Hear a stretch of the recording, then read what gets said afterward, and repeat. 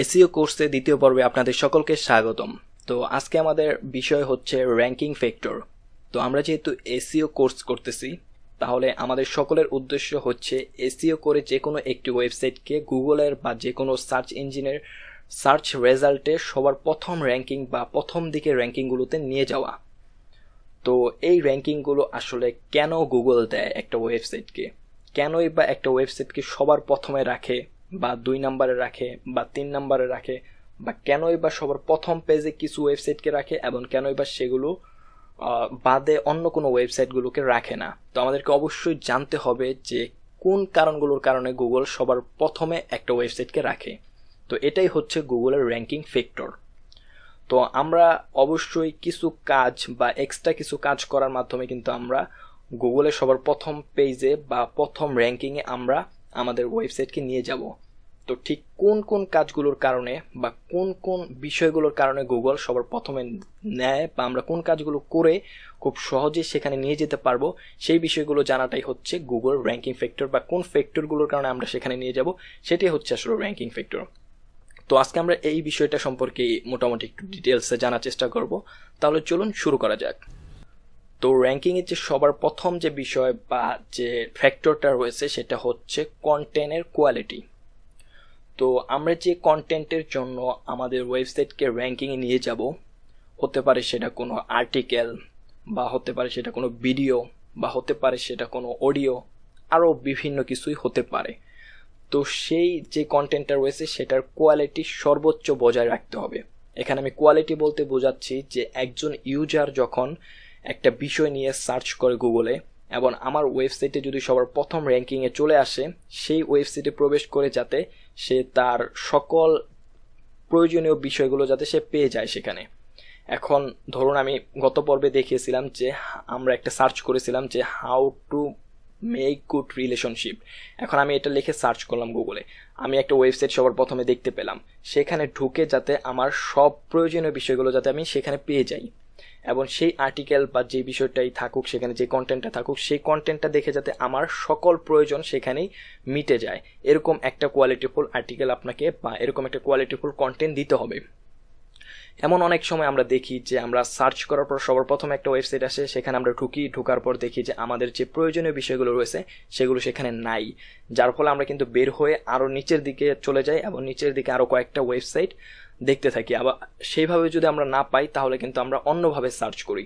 তো এই বিষয়টা যাতে না হয়, আপনাদের কন্টেন্টের কোয়ালিটিটা এরকম পর্যায়ে হতে হবে যাতে যে কেউ একটা বিষয় লিখে সার্চ করার সাথে সাথে আপনার ওয়েবসাইটে ঢুকেই যাতে আর কোথাও না যাওয়া লাগে, বরঞ্চ সে যাতে সেই কন্টেন্টগুলো পেয়ে আরও উল্টা আরও আপনার ওয়েবসাইটে যে আরও কন্টেন্ট রয়েছে সেগুলো যাতে দেখে অন্য কিছু শেখার উদ্দেশ্যে নিয়ে সে যাতে অন্য কোনো আর্টিকেল দেখতে পারে, তার প্রয়োজনে যেটা ছিল সেটা তো সে পাবেই, যাতে কোনোভাবে সে বের হয়ে না যায়। সেটাই হচ্ছে কন্টেন্টের কোয়ালিটি। অবশ্যই আপনাকে এই র্যাঙ্কিংয়ে যেতে হলে সবার প্রথমে আপনাকে নজর দিতে হবে কন্টেন্টের কোয়ালিটি। অন্য কোনো কিছু করলে আপনার কাজ হবে না যদি না আপনার কন্টেন্টের কোয়ালিটি না থাকে, তাহলে অবশ্যই এই বিষয়টা আপনাকে মাথায় রাখতে হবে। তাই আমাদের এসইও করার সবার প্রথম স্টেপ হচ্ছে কন্টেন্টের কোয়ালিটি আনা, এবং কন্টেন্ট যেই পর্যন্ত আমরা কোয়ালিটি না আনতে পারবো সেই পর্যন্ত কিন্তু আমরা কোনোভাবেই এসইও করে কোনো ফায়দা পাবো না। তো এটাই ছিল মোটামুটি কন্টেন্টের কোয়ালিটি। এরপরের বিষয়টা হচ্ছে ইউজার ফিডব্যাক। তো আমরা যারা ইউটিউবিং করি তারা হয়তো এই বিষয়টা একটু ভালোভাবে বুঝতে পারবে। তো ইউটিউবে ওয়াচ টাইম বলে একটা বিষয় রয়েছে প্রতিটা ভিডিওর, এবং অ্যাভারেজ ওয়াচ টাইম বলে আরেকটা বিষয় রয়েছে। যে ইউটিউবে যদি আমরা একটা ভিডিও ভাইরাল করতে চাই বা একটা ভিডিও সকলের কাছে পৌঁছাতে চাই, তাহলে তার একটা বড় ফ্যাক্টর হচ্ছে সেই ভিডিওটার ওয়াচ টাইম বা অ্যাভারেজ ওয়াচ টাইম বেশি থাকতে হবে। মানে অ্যাভারেজ ওয়াচ টাইম সেই ভিডিওটা যতটুকু তার অনেক, মানে মোটামুটি সেই ভিডিওটা যদি একটা 4 মিনিটের ভিডিও হয় তাহলে যদি 3 মিনিটের উপরে হয় বা 2-2.5 মিনিটের উপর হয় তাহলে আসলে ওই ভিডিওটা বলা চলে যে সকলের কাছে গ্রহণযোগ্য। তো এরকম ব্লগের ক্ষেত্রেও একটা বিষয় রয়েছে বা ওয়েবসাইটের ক্ষেত্রেও একটা বিষয় রয়েছে ইউজার ফিডব্যাক। একটা ইউজার যখন একটা বিষয় নিয়ে সার্চ করে গুগলে একটা ওয়েবসাইটে প্রবেশ করে, তখন সে যদি সেখানে তার প্রয়োজনীয় বিষয়গুলো না পায় তাহলে কিন্তু সে সাথে সাথে সেখান থেকে বের হয়ে যায়। সে কিন্তু আর ওয়েবসাইটে কি আছে না আছে সেগুলো কিন্তু কোনোভাবে আর ফিরেও তাকায় না। তো তখন কিন্তু গুগল বুঝে যে এই ওয়েবসাইটে আসলে কোয়ালিটিফুল কোনো কিছু নাই, বা এখানে কোনো কন্টেন্ট ভালো নাই, তাই সে কিন্তু গুগলে ফার্স্ট র্যাঙ্কিংয়ে আসলেও সে কিন্তু কিছুদিনের মধ্যে তার জায়গাটা ধরে রাখতে পারে না। তো গুগল আসলে খুব ভালোভাবে এই বিষয়টা আইডেন্টিফাই করতে পারে যে একটা ইউজার ঢুকে সে ওয়েবসাইটের কতটুকু পড়লো, কতটুকু সে নিচের দিকে গেল, কতটুকু স্ক্রল করলো, কয়টা পেজ সে ভিজিট করলো এবং কত সময় সে সেই ওয়েবসাইটে অবস্থান করলো। এই বিষয়গুলো কিন্তু গুগল খুব ভালোভাবে আইডেন্টিফাই করতে পারে এবং এই বিষয়গুলো থেকে গুগল খুব ভালোভাবে একটা ফিডব্যাক নিয়ে থাকে, মানে একজন ইউজারের কাছ থেকে খুব সহজেই সে কিন্তু এই ফিডব্যাকগুলো নেয় এবং সেই ভিত্তিতেও কিন্তু গুগল তাকে একটা ওয়েবসাইটকে আসলে র্যাঙ্কিং দিয়ে থাকে। তো এই বিষয়টাও কিন্তু কন্টেন্টের কোয়ালিটির উপরে নির্ভর করে এবং এটা কন্টেন্টের কোয়ালিটির একটা আন্ডারে একটা পর্যায়ে পড়ে, কারণ আপনি যদি কন্টেন্টের কোয়ালিটি আনেন তাহলে কিন্তু এই বিষয়টা আপনার সব দিক থেকে পূরণ হয়ে যাবে। আপনি যদি একটা কন্টেন্টের কোয়ালিটি নিয়ে আসতে পারেন এবং কন্টেন্টটা যদি খুব কোয়ালিটিফুল হয়, তথ্যবহুল হয়, ইনফরমেটিভ হয়, তাহলে খুব সহজেই একজন ইউজার কিন্তু সেই আর্টিকেলটা পুরাটা পড়বে এবং শেষ পর্যন্ত স্ক্রল করবে, আরও আদার্স পেজে ভিজিট করবে যদি তার ভাল লাগে এবং সে যদি সব কিছুতে স্যাটিসফাইড হয় তাহলে কিন্তু সে তার একটা ভালো আচরণ সেখানে দেখাবে এবং এটা থেকে গুগল শিক্ষা নেবে এবং আপনার ওয়েবসাইটকে সবার প্রথম দিকে নিয়ে যাবে। এটাই হলো ইউজার ফিডব্যাক। এরপর যেটা রয়েছে সেটা হচ্ছে অন পেজ এসইও ফ্যাক্টর এবং এই কন্টেন্টের কোয়ালিটির মধ্যে আরও একটা বিষয় হচ্ছে অন পেজ এসইও ফ্যাক্টর। এছাড়াও এই অন পেজ এসইওটা শুধু যে কন্টেন্টের মধ্যেই থাকবে তা কিন্তু নয়, এই ফ্যাক্টরটা আপনার ওয়েবসাইটেরও কিছু বিষয় রয়েছে, ওয়েবসাইটের এমন কিছু বিষয় রয়েছে যেগুলো আসলে গুগলকে বোঝানোর জন্য সেগুলো একটু অপটিমাইজ করতে হয় বা এক্সট্রা কিছু কাজ করতে হয়, যেই কাজগুলো করার মাধ্যমে আপনি খুব সহজে র্যাঙ্কিং করতে পারবেন এবং সেগুলো যদি আপনার করা থাকে তাহলে গুগল খুব সহজে বুঝতে পারে আপনার ওয়েবসাইটটি কোথায় কি রয়েছে এবং কোথায় কি কোন কোন কন্টেন্ট রয়েছে সব কিছু খুব সহজে বুঝতে পারে এবং গুগলের কাছে ইজি হয় ব্যাপারগুলো আইডেন্টিফাই করা। তো সেই কাজগুলো যদি আপনি করে দেন তাহলে কিন্তু খুব সহজে গুগল আপনাকে র্যাঙ্কিংয়ে নিয়ে যাবে। তো এটাও একটা ফ্যাক্টর। এরপরে যেটা রয়েছে সেটা হচ্ছে অফ পেজ এসইও ফ্যাক্টর। তো আমরা গত পর্বে মোটামুটি অফ পেজ নিয়ে আলোচনা করেছিলাম, সেখানে বলেছিলাম ব্যাপারগুলো। তারপরে এখানে একটু বলে যে অফ পেজ এসইওটা কিন্তু খুব ভালো একটা ফ্যাক্টর। আপনার অফ পেজ এসইওর সবচেয়ে বড় উদাহরণ হচ্ছে ব্যাকলিঙ্ক তৈরি করা।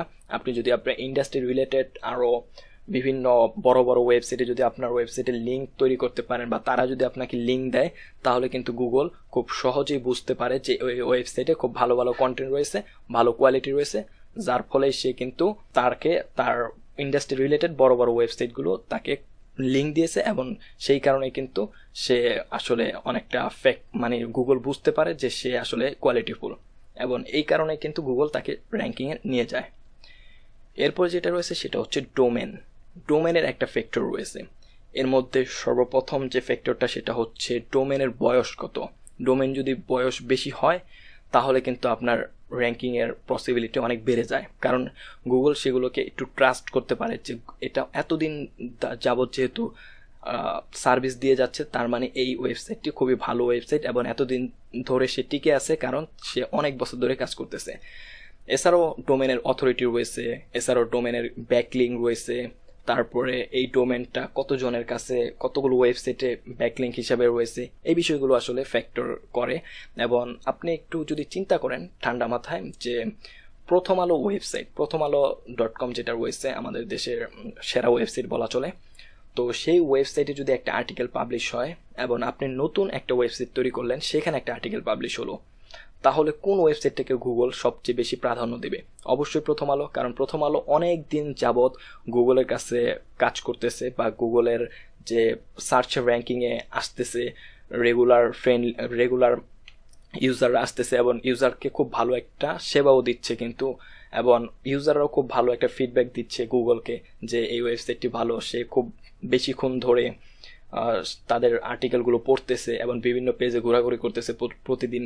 এর ফলে কিন্তু গুগল খুব সহজে বুঝতে পারে যে প্রথম আলোই হচ্ছে একটা ভালো ওয়েবসাইট এবং এই ওয়েবসাইটটাকে র্যাঙ্কিংয়ে আনতেই হবে। আর যেটা নতুন রয়েছে সেটাও একটা পসিবিলিটি থাকে, তবে সেখানে একটু তুলনামূলকভাবে কম থাকে। তাই বলে এই না যে নতুন ওয়েবসাইট দিয়ে আপনি কখনোই র্যাঙ্কিং আসতে পারবেন না।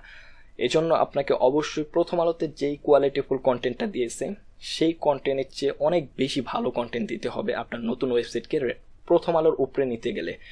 এর জন্যই বলা হয় যে মানে র্যাঙ্কিংয়ের গুগলের সব সার্চ ইঞ্জিনের সবচেয়ে মেন বিষয় হচ্ছে কোয়ালিটিফুল কন্টেন্ট।